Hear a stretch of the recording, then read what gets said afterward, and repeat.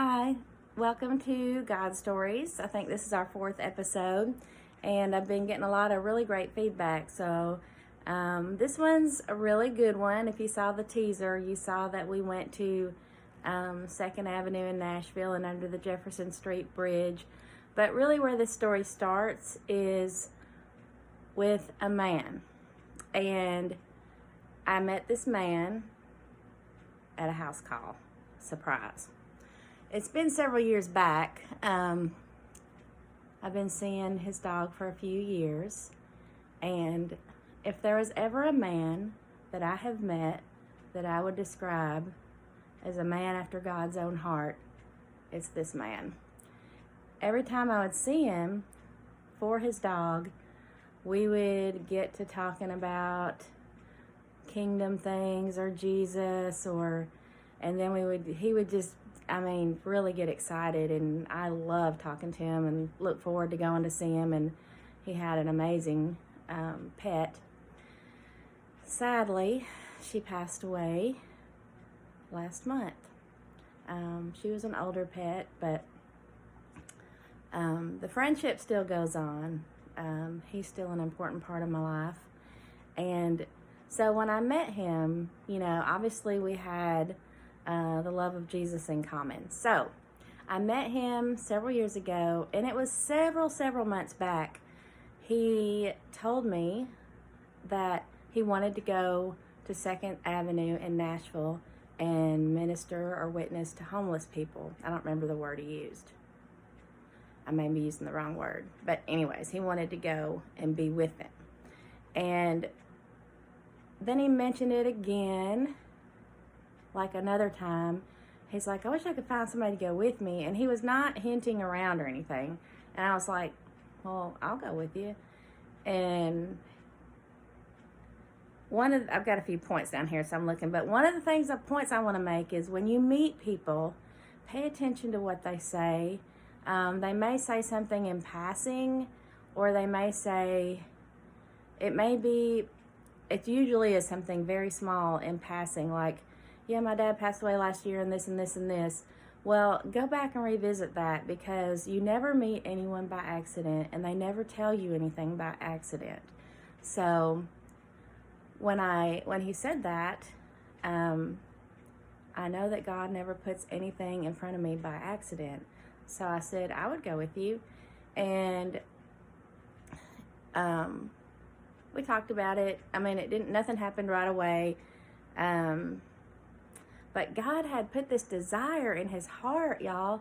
That's all he could think about for a long time. That's all he's wanted. And it's not really that big of a wish, just to go down to 2nd Avenue.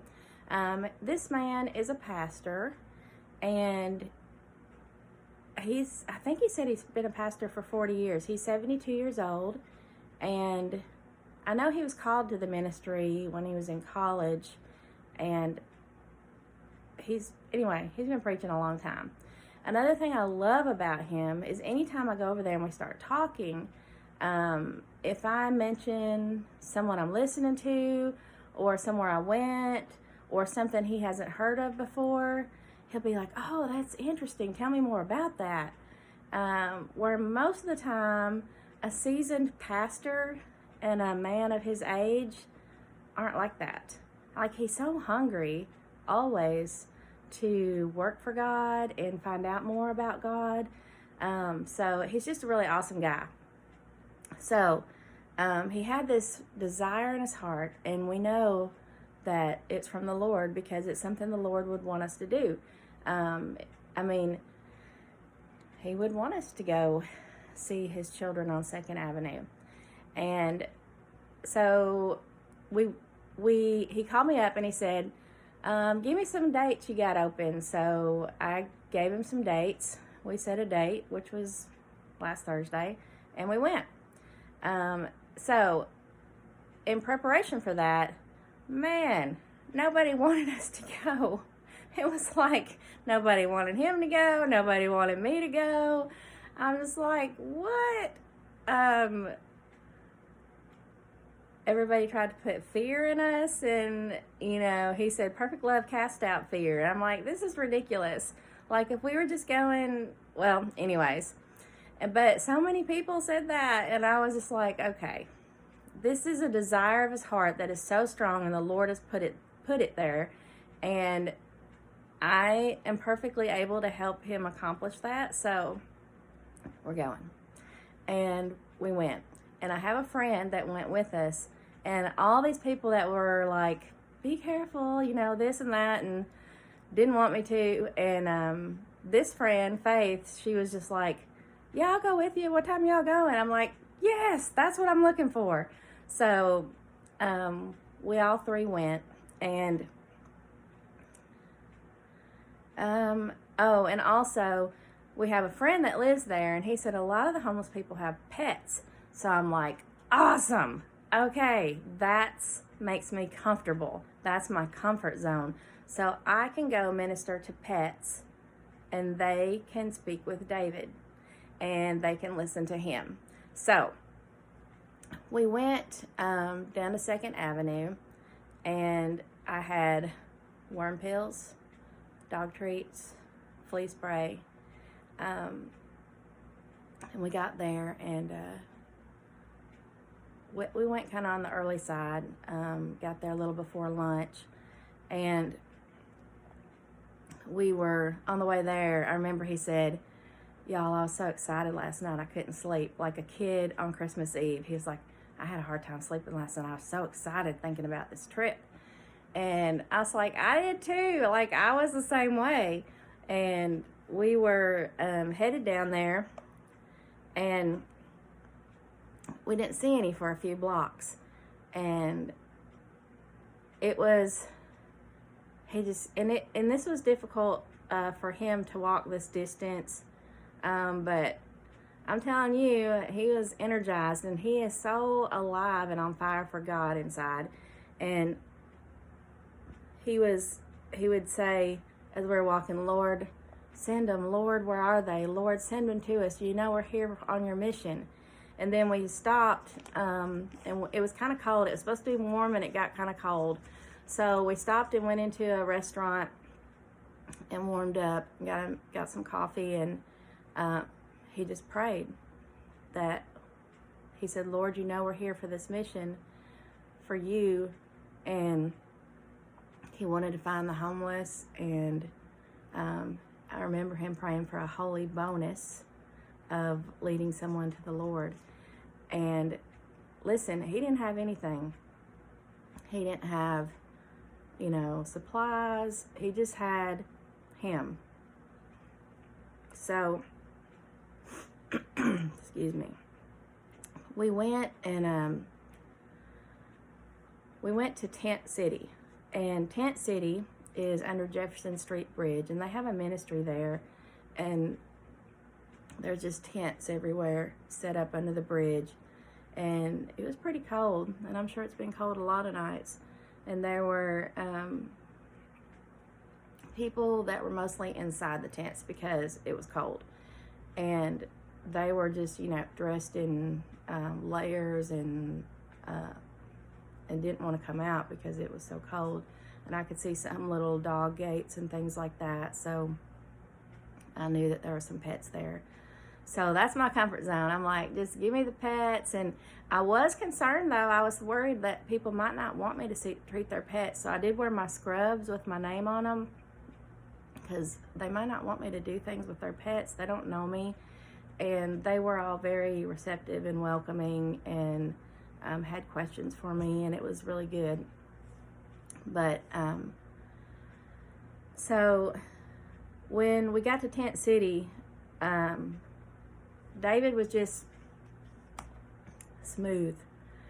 He had nothing but himself. I think he had his coffee in his hand, and he would just kind of meander up to somebody and be like, hey, how you doing? You keep him warm? And, just start talking to him, and they would start talking, and maybe he'd find something on him. He'd say, oh, I like that cross. That's cool. And they would, talk to him about it, and he'd say, the cross speaks. I remember he said that a few times, and he would say something about Jesus a little bit. And then, I remember the first man we talked to, he said that he already was a Christian. he said, "Oh, awesome, that's wonderful." He said, "Tell me about your testimony a little bit." And he did. He talked to him a little bit, and we just chit-chatted, and then he said, "Well, I'm going to pray with you before we go," and that was it. And he didn't have any pets, so we talked to him and kind of meandered around, and some people were kind of looking out. And one thing I know he did, he always made sure to get their name, repeat their name, remember their name, and even on the way home, he was remembering everybody's name. And I know we met one lady named Tawanda. I didn't think he was ever going to get her name right, but he did. We kept trying till he did. And so we met. I know one lady was in a tent, and she was kind of interested in coming out, and she was younger, and he would say, "Where are you from?" And almost nobody there was from Nashville. I don't think we met anybody there from Nashville. They were from South Carolina, North Carolina. I think Nashville takes very good care of the homeless population. And she was saying, that she was a Christian, and he said, somehow, he does it so smooth. I don't even know how he worked this in there, but he was like, "So you're sure you're going to heaven?" And she's like, "Well, can you really be sure?" And he was like, "Oh, yeah, And then he didn't, go into preacher mode, really. He just made her feel secure that she was all right. And he said, "Don't you ever let anyone tell you any different." I mean, after he had talked to her and, she was a Christian, he said, "Don't you let anyone tell you any different. You are secure in God's hand." And he just built her up. And I remember telling him, because he looked so hip, he had on his beanie, he'd grown out a little bit of beard scrub, and he was really cool looking. And I was like, "Man, you're so smooth." I was like, "You're like butter when you talked with these people." And he said, "That's 40 years of preaching." So when I would spot the dogs, I would just, go over there and ask permission if I could pet them, and would they want treatment. And everybody did. No one turned me away. And then a lot of them would ask me questions, and all the dogs looked really, really good. And I just think it's something they really need. I mean, in a situation like that, can you imagine how wonderful it is to have the unconditional love of a pet? And the pets are taken care of. When it was about lunchtime, we had a few minutes, and they eat lunch about 2:00 under the bridge. So we went somewhere and grabbed some lunch, and all he could think about was, "We don't want to be late. Is it time to go back? Is it time to go back? They're going to be coming out of their tent soon. Let's get back over there." And we got it back over there, and they were standing in line to get lunch. Some people come down there and feed them lunch every day, I think. And they all come out of their tents and eat lunch, and then some go back to their tents, and some people drive in to get lunch and then just stand around and eat.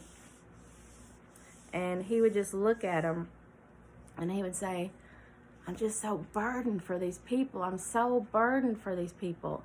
And, he's like, "I think I'm just going to go stand in that line with those people. I'm just going to stand in line with them. You think I can do that?" Which he probably could have, because he probably would have blended in okay. And somebody came up with a dog, and I went out and ministered to her, and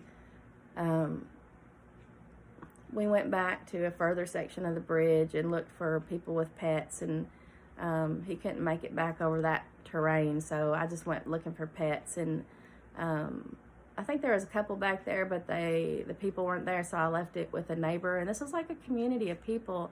They really support each other, and they are a community of people. One of the ladies I talked to had been there a year and 2 months, and she didn't have any plans to leave. And David would say, "Oh, you keep them warm. That's wonderful. What are your plans?" And and not in any condescending way. I just can't tell y'all how awesome he was. And they would say, "Well, this or that." And then some of them would say, "Well, I don't really have any plans. I'm just kind of, here." And some of them were happy with that. So that was what I would say about, and when he got back in the car, he was like, all right, girls, let's summarize this day. What did we learn about this day? And we talked about, everything. And man, what I really learned was how awesome it is to be around someone that has seasoned wisdom and to learn from them. So if you have someone like that, you should definitely take advantage of that and learn from them. I'm so glad I have him to learn from. He would say things all the time. He's always in the zone. He's never not in the zone. He might joke around, talk a little bit. He's always thinking about Jesus. There's always a Bible verse on the tip of his tongue. And he's always interested in other people. This man had 1,000 reasons to stay home. And he had zero desire to stay home. He could have said, there's so many reasons. He could just say, I'm not doing that in this season of his life. Plus his health is not that great. And he never once, I've never heard him complain. I've never heard him, there was no excuses. Some apologies, like, sorry, I'm slow. I'm like, are you kidding me? Like, we're here with you to learn from you. I mean, I consider that a great privilege to learn from him. And one of the things I would say, if anybody is interested in working with homeless ministry, and I wasn't even with a ministry, but there is a ministry called the Bridge Ministry you can work with. It's so not scary. It's so not scary. It's like saying, hey, you want to go to 2nd Avenue and grab a bite to eat? Well, people are doing it all the time. It's just that you're not ignoring homeless people. You're just noticing them. It's not scary. There's nothing scary about it.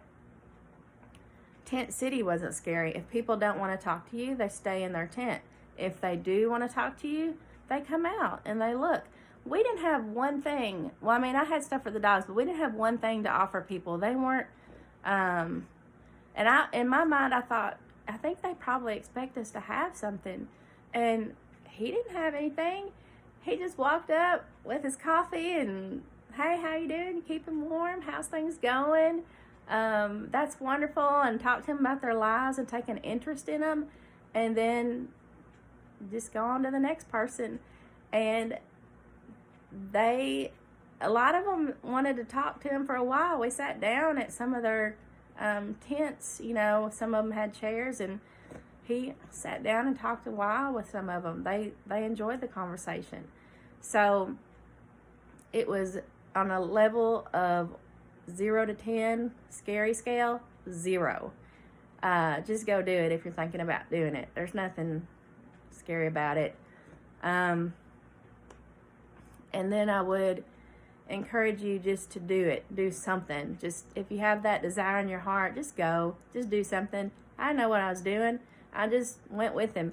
If you know someone that has a strong desire to do something, that's a good chance to learn from somebody.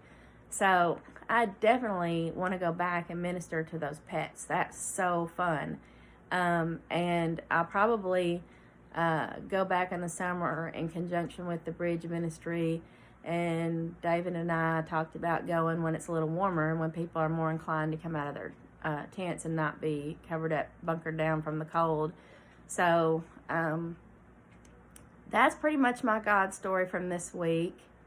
There's a lot more, really, but that was obviously the one that stands out. And I would encourage you, if you have someone in your life that, whether it's a family member or someone you've just met that's older, that has a lot of wisdom, take advantage of that. Go talk to them. Catch the grace off of that wisdom. If someone says something to you in passing, it's not by accident that God put you in their path. And if you have a desire to do some certain kind of ministry and you have a fear about it, perfect love casts out fear. So I would encourage you to talk to the Lord about it, because one thing I know, when David got out of the car, he said it was like he wanted to go for feast and he just got an appetizer. And I was like, God, that is a good boy you have right there. You know, all he wanted was to have more people show up in heaven with him. People that may be forgotten, people that may be on the fringe of society. That's all he wanted. And I wanted him to have that. I wanted him to have that. He wanted to have that. And that put a new desire in my heart. And I just thought, man, God, you have got one good boy right there. And I just definitely think of him as a man after God's own heart. So that's my God story. It's a little bit longer this time, and I'm glad that you had time to listen.